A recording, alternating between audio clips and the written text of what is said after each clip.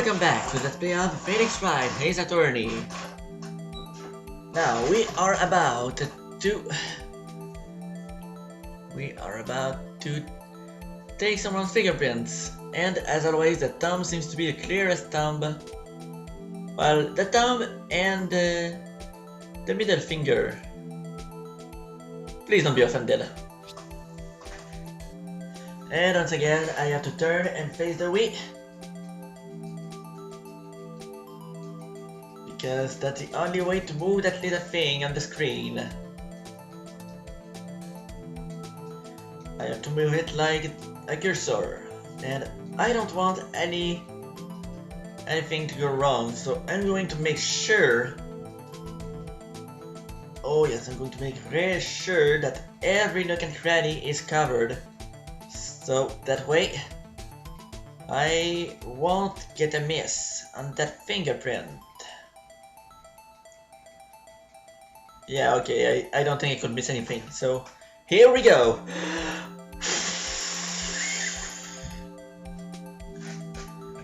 Now, whose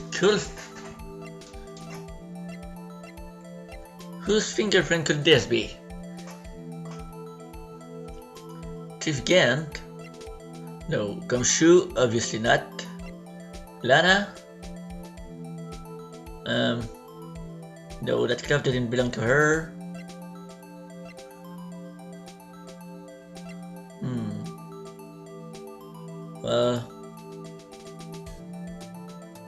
Maybe it is Lana. No! Oh, okay, I'm fine. Wait. Oh, so that's how you compare fingerprints. Wait a minute. Please tell me I'm seeing things.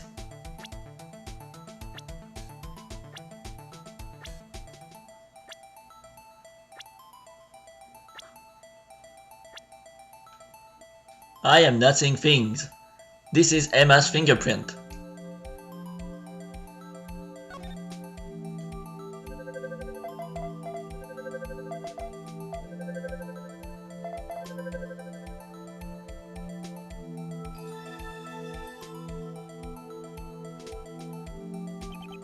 No!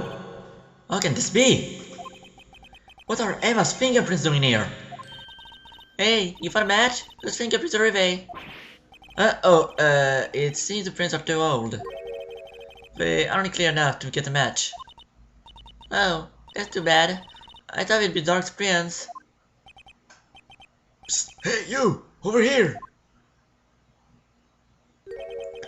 What's going on here, What's going on here, Paul? What are the kids' prints doing inside the chief's safe?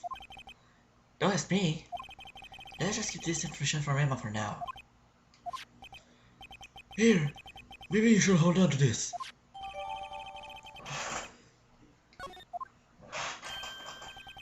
Oh, was I any help? Of course. Thanks to your ID card, we were able to get some more dividends. Now that's not very kind, is it? In other words, if it wasn't for his ID card, he would have been useless. Isn't that right? You in the code. Hey! Chief Gaunt! We didn't think you'd be back so soon. Fortunately, I'm a man who believes in signs. As I was walking to my meeting, I happened to look out the window and saw a stray dog run right into a pole. Just when I thought I was a detective. Do you mean me, sir? Now then, I'm afraid I'm going to have to ask you all to leave. Yes, sir, sorry. Oh, you in the code. Me, sir? Drop off your ID on the way out. You won't be needed. You won't be needed anymore. But, sir. Now get out. Yes, sir. We'll be on our way too, man. Wait, you, the one with the spiky hair. Don't go yet. Me, sir? I'd like to work with you. But sir, I'm not a licensed scientific investigator yet. You with the spiky hair. You're free to go. But Mr. Wright! That didn't go well. Look, Paul, if I've told you once, I've told you 1,000 times. The chief's office is off limits. But no, you just had to go sneaking in there like that, didn't you? I thought you said you didn't care anymore if you were fired. Yeah, but if I knew it'd be like this, I never would have said it. Now that I've seen the Chief's office, I think I'm finally starting to get the picture. It's hard to believe anyone could keep quiet about it all this time. Anyway, you listening to me? I'm gonna try to smooth things over with the chief again. Later, Paul. After that, I heard from Emma. She said the police want to ask her some questions, so she'll be busy for the rest of the day. Hey, why are we moving on our own now? I see. So the chief has Emma to come in for questioning. It's no use thinking about it. Tomorrow's the final day in court. I'm committed to doing everything I can to defend you, which is why I'm here. But I've already told you all I can. What you've told me over these past couple of days is absolutely nothing. Not a single useful thing. Really, I believe I did mention something quite important. Something I told you right at the beginning. I said that I was the one who stabbed Bruce Goodman. You know, I think I finally figured it out. Who it is you're hiding in those words? Mia did a good job between you. I'm rather jealous. It seems Edgeworth was right. Edgeworth? Once you're convinced to know something, once you're convinced you know something, no one can persuade you otherwise. Thick-headed is to be used, I believe. Now's my chance to get her to tell me the rest of the story. Well, there's only one thing we can do here, so let's talk. I have to admit I was more than a little perplexed at first. You insisted you did it, yet there was no incriminating evidence. That's when it hit me. It's not that you're unwilling to tell me the truth. It's that you are incapable of doing so because of a certain individual. What an intriguing notion. A certain individual, you say? So you think I'm predicting this person? Protecting? No. I think afraid of is more like it. If I'm not mistaken, the person in question may have persuaded you to silence. For argument's sake, Mr. Wright, whom may I ask is this person you're speaking of? The one I am supposedly so frightened of. What is this person's name? Isn't it obvious? The only one about to do? Well, Miss Sky? Mr. Wright, you are addressing the chief prosecutor. Do not forget your place. I take it she's still not ready to spill the beans. My apologies. Could you please tell me a bit more about the circumstances? We were partners until 2 years ago. I respected him as a detective. Assuming he is respectable, then tell me something. Why would he try to hide his crimes? His crimes? Both you and Edgeworth will be brought before a board of inquiry for what you did. Specifically, hiding and forging evidence. Of course, these are serious offenses. Why is it, though, that Chief Gant's name was never mentioned? Chief Gant? Edgeworth didn't know the truth beyond the forgery. The only party who could have possibly investigated that evidence was... me. I had access because I was second in command of that investigation. Yes, you, but also one other, Damon Gant. If you intend to accuse Chief Gant, you need more than just words. Show me proof that Chief Gant falsified evidence in that case. How about the evidence list? The piece of cloth? Or the vase?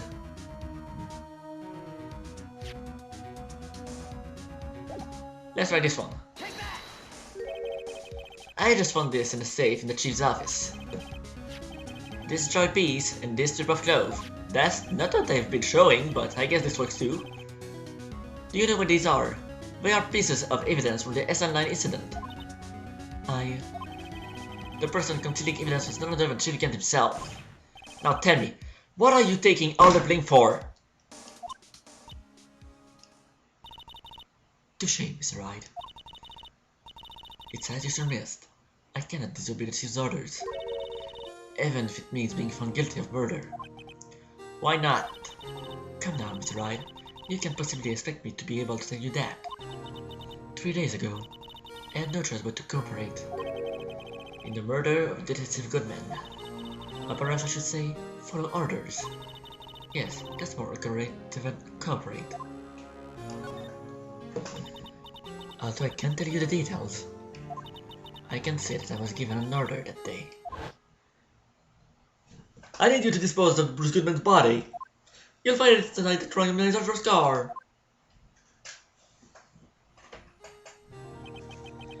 Just as I suspected. Despite what everyone believes, you're not the one who murdered Detective Goodman. Correct. I was trying to take the body out of Metro's car. The trunk was broken. I discovered the murder weapon while inspecting the body. The murder weapon? You mean Edro's knife? No. When I found the body, this was the knife stuck in it. The knife from the SM9 incident, serial killer Joe Dark's knife. I couldn't just leave that knife in him. So I took it out and stabbed him with another knife. That would be Edro's knife. That's right. I went to he was already there. My hand was shaking and the stuff was stabbing him. That's why I ended up cutting my hand. And that is the reason for the bandage on your right hand. Yes, it seems that I got blood on the victim's shoe as well. And then she saw me just as I plunged the knife in. Miss Star.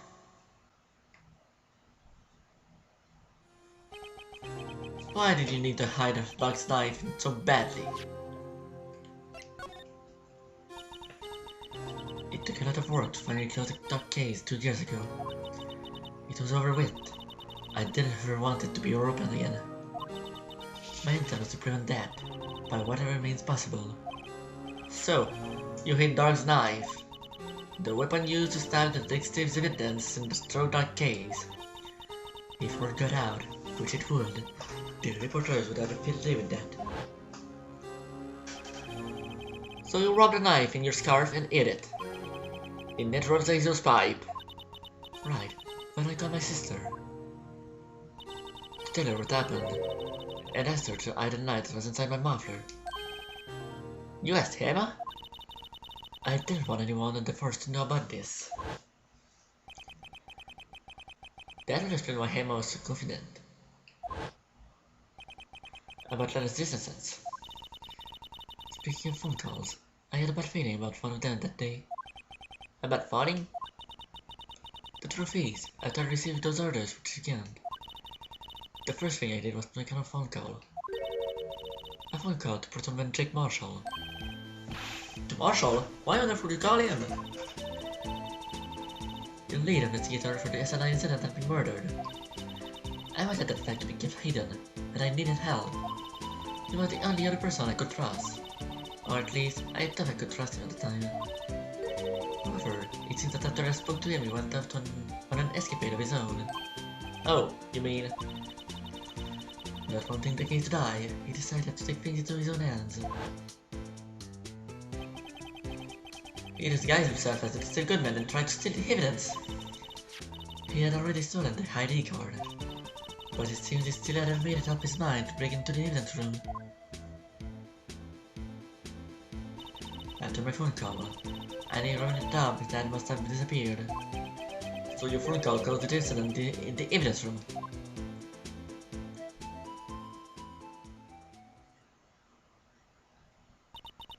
I'm afraid that's all I can tell you. But Lana, you earn my respect, Mr. Wright, both as a defense attorney and an investigator. Now please, don't pursue this any further and go tomorrow. Tomorrow's trial, there's only one way to drive off Lana's demons. I've got to get to the bottom of everything. Detective Goodman's real murderer.